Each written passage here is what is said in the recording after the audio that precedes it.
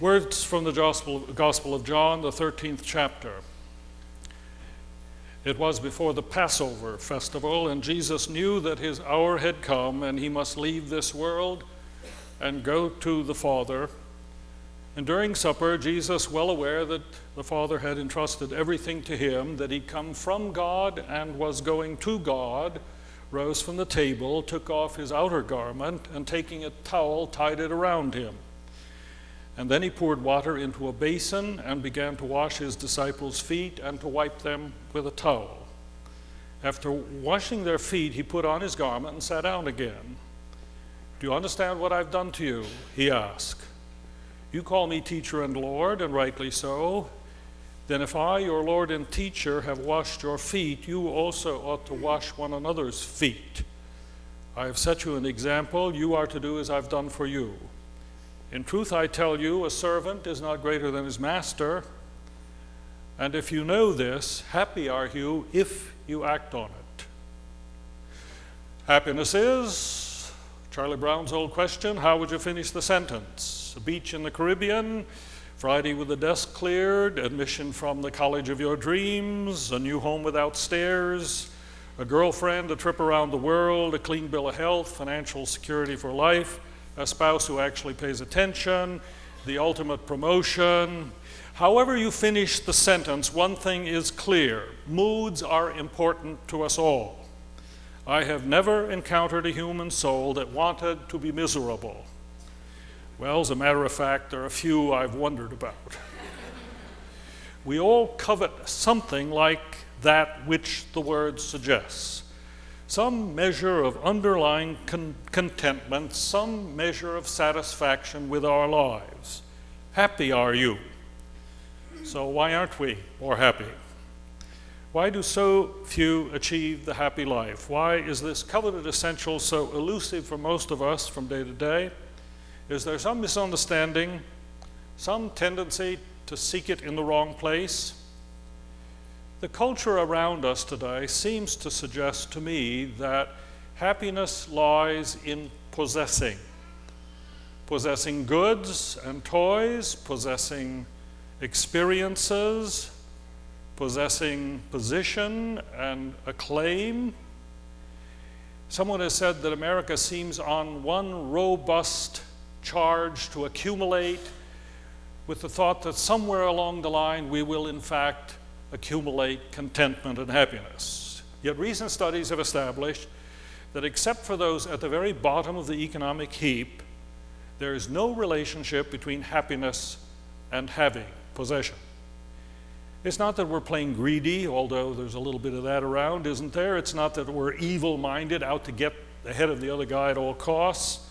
But I do believe that we all easily and almost without being aware of it slide into the assumption that having and possessing is a minimal requisite to happiness. The world is full of threats and dangers lying in wait for us. How do we defend against these threats? How do we reach out for a modicum of peace of mind in the midst of all? Isn't it often by seeking to possess, having enough toys and travels to distract us, make us feel good about ourselves, having youthful looks and vigor against the threats and ravages of age and disease? One woman found her 50th birthday especially traumatic. From where I look back, that's hard to believe, but I guess it happens. When she went to get her driver's license renewed, a very matter-of-fact woman typed out the information, tested her vision, snapped the camera, and handed her the laminated card with her picture on it. You've all gone through it. The woman jokingly said to the clerk, "You mean I have to look at this for the next 4 years?" To which the clerk replied, "Don't worry about it. In 4 years, it'll look good to you."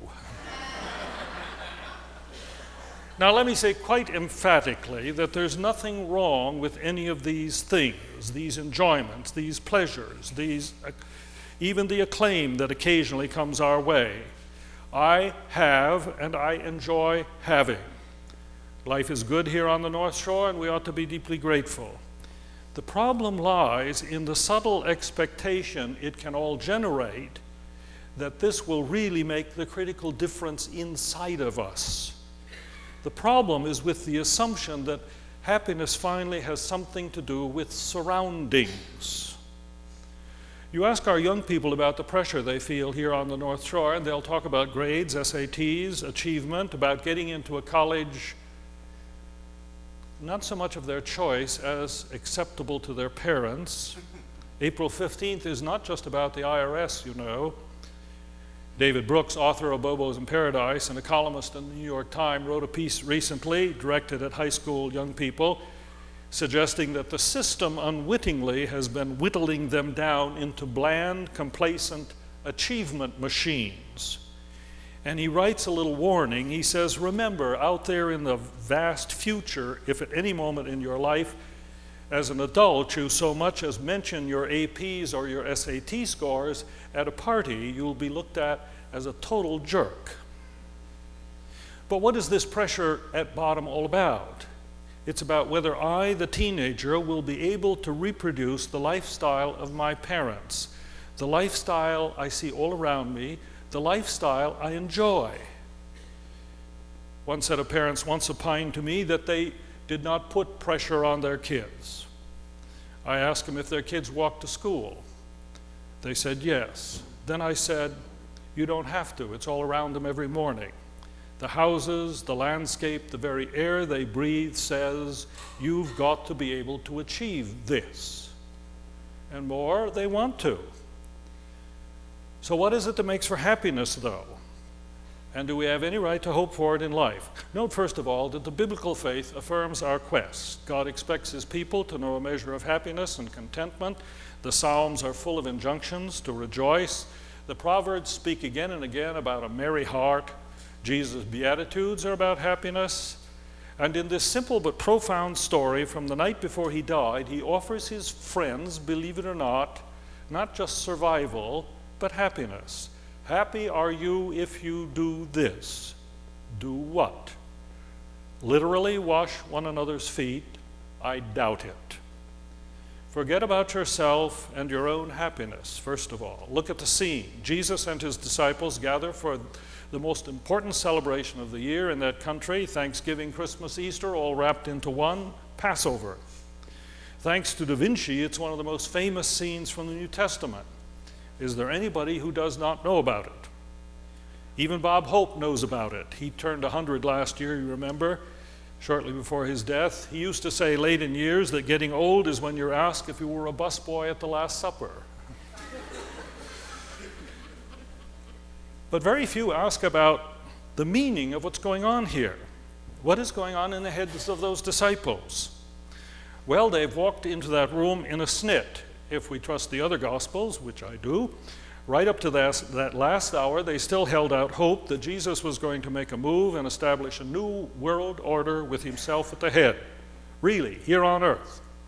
And they've been arguing about who will get the places of prominence, Secretary of State, Secretary of Defense. One mother has even tagged along to make a case for her two sons, James and John.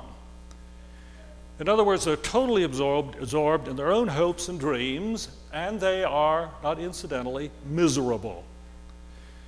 So defensive and petulant do they walk into that room that not one of them is willing to take up the usual ritual that preceded any such evening. And you have to know about that ritual in order to understand what follows. Wearing sandals and walking the dusty roads and streets of that time meant that you entered a house with feet not quite presentable for the dinner table. A family with the means would provide a servant, whose somewhat disagreeable chore it was, after you had removed your sandals, to wash your feet from a basin and dry them with a towel. Where there was no servant, it was the custom for the youngest in the family to do the dirty job. Or in a group of friends, such as this one, the distasteful task was very carefully and fairly rotated. But in the mood of this moment, none of the jealous and power-seeking friends of Jesus are willing to stoop to the chore, absorbed in their own thoughts, possessed by their own desires as they were. But there is one in that room who is not caught up in his own hopes and fears. God knows he certainly had every right to be. He's about to face the challenge of his life, and he knows it. He knows that In less than 24 hours, there will be arrest, trial, abuse, humiliation, and in all probability, a torturous death. Yet he sets all this aside for the moment, forgets what is ahead of him out of concern for their mood and where it's leading them. To help draw them out of themselves and their self-centered preoccupation with the possession of privilege and power, he takes up the dirty job. He, their leader, stoops to the disagreeable task of the servant. One by one, to their shame and hopefully enlightenment, he washes their road-weary feet. Forgetting himself, he serves, and then says, "Happy are you if you do this." Now note, there's nothing romantic about this serving love. There rarely is, by the way. Service is seldom, if it's real and meaningful, is seldom easy. Both Friedrich Nietzsche and, I must admit, certain feminists have suggested that Jesus' emphasis on service leads to submissiveness, to weakness. Nietzsche called Christianity a religion for wimps. Not so. Servitude and servanthood are often confused. Servitude is imposed. Servanthood is embraced. Servitude enslaves. Servanthood emancipates. Servitude denigrates. Servanthood uplifts. Servitude crushes. Servanthood fulfills. It's not a matter either of what the other wants. They wanted him to lead them to power. And it does not worry about being applauded or liked. They certainly weren't very happy with him that night. Service seeks to do that which will truly help another grow and survive and flourish. It's much more a matter of brains and action than it is sentiment. Some of our neighbors have experienced the worst possible tragedies lately. 2 North Shore young people have taken their lives, and many have been deeply affected. Let me first of all simply say that we have no business trying to understand or explain what happened. Things happen that are clearly regrettable and that will remain an uncomfortable mystery that we can only trust to God. But while it may not be a cure-all for deep problems that require professional help, I think we help our young people best by challenging them to reach out beyond themselves and truly serve. The best antidote I know against the confusion and blues is assisting. And the needs are all over the place. Sunday school, neighborhood house, work project, soup kitchen, hotline, retirement center, you name it, where we break out of our self-absorption and learn to be important to others who truly need us. Unfortunately, it's not a part of the official curriculum. It's true of all of us. It's out of gratitude for all we have and the desire to be helpful that we find our own way to lives of meaning against our moods. It cannot be a matter of coercion. To serve must, by definition, be a free act, or it's robbed of its life-giving dynamic. If you choose to do this, says Jesus, if. Our story reminds us also that service that makes for happiness is seldom romantic. Washing dirty feet is a disagreeable task. And it reminds us, this story does, that the most important loving service always involves very simple one-to-one relationship. And I should think this holds whether you're thinking of volunteerism or management of a workforce, or serving others in a professional capacity, or working with colleagues, or relating to students in school. Our greatest impact as servants is invariably the simple acts of care and concern behind closed doors. It is a matter of a cup of cold water. I mean, look at our story. Here, arguably, is the one man who's affected history more than any other. Yet he is no celebrity in any sense. He never made the newspapers. And by the way, his crucifixion was not against a dramatic, blazing sky filled with Hollywood strings. The like happened every day in that land. And even his resurrection was known only to a few of his own who hung around and cared. It was not a public event. It was not by high-profile drama that he did it, turning stones to bread, jumping off the temple, but by such simple serving acts as breaking bread, washing feet, he created a revolution inside a few human hearts which sent them out to slowly but surely change the whole world. And we need to remember that as we go about our sometimes lonely and sometimes boring chores on behalf of the needs of those around us. I discovered this week that the Department of Sociology at California State University has a journal entitled The Journal of Mundane Behavior. Got a website by that name too, look it up. It is committed to the conviction that life, real life for most human beings, consists of the daily tasks and relationships that make life meaningful and real. Just because we don't find our days dramatic, just because we're not applauded in the press, does not mean we're not doing something crucial, essential to the future of the world.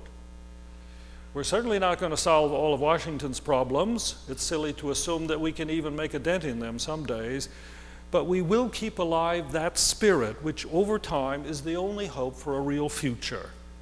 The spirit which is not in fact our own.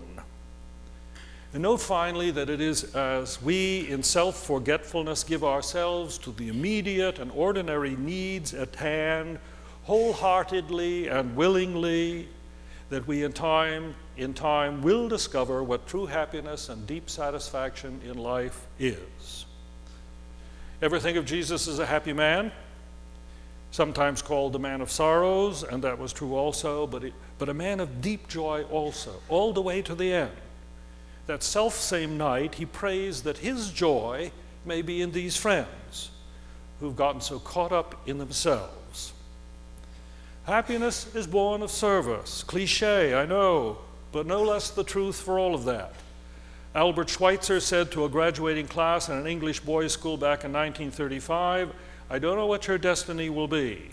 Some of you will probably occupy remarkable positions. Some of you will become famous by your pens or your artistry or your politics or your money. But I know one thing.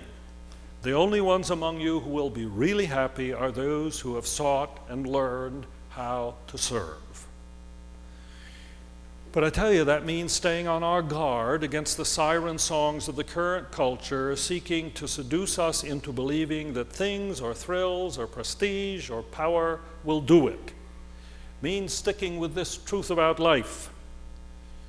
Because there's something in all of us that would really like happiness without inconvenience, without extending ourselves. But the witnesses are everywhere to the truth. A woman wrote some time ago in a national newspaper, the day's mail had brought a huge yellow envelope, Tracy's file from the facility where this 9-year-old girl had been living for the past 7 years. I felt totally discouraged. How could one little girl be so afflicted, and I, with no prior experience in dealing with a handicap, contribute to what was already being done for her? Had I really bitten off more than I could chew? On my way to meet my little charge the next morning, I still felt terribly unsure of myself. But when I left the children's home a few hours later, most of my doubts had vanished. I had just met a very special group of people, loving, caring, not easily discouraged, with the ability to rejoice over the slightest bit of progress. Tracy was in good hands.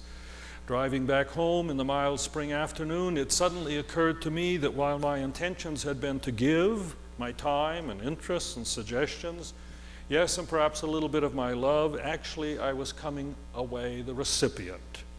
I'd been given a new spirit by a child who could neither hear nor talk, yet who managed to express happiness over such small things as a spoonful of pudding, a bright toy, or simply being held. With a twinge of shame, I recalled how often my smile becomes a scowl when things don't work out my way, how easily frustrated I feel when caught in a traffic snarl, or when a colleague turns a neatly scheduled day upside down. Now, even mundane, routine things such as biting into an apple, throwing a stick for my dog as we walk through the woods, listening to a Boccherini tape on the way to work, added to a store of experiences I'd never really thought about much before. Yes, Tracy, I'll help make sure you get all the training and services and love you need, but I have a feeling that along the way you'll be teaching me some lessons about endurance, patience with others, gratitude for the blessings I so often take for granted, and above all, joy. Yes, joy. Happy are you if you do this. Just a thought in passing, but a big thought.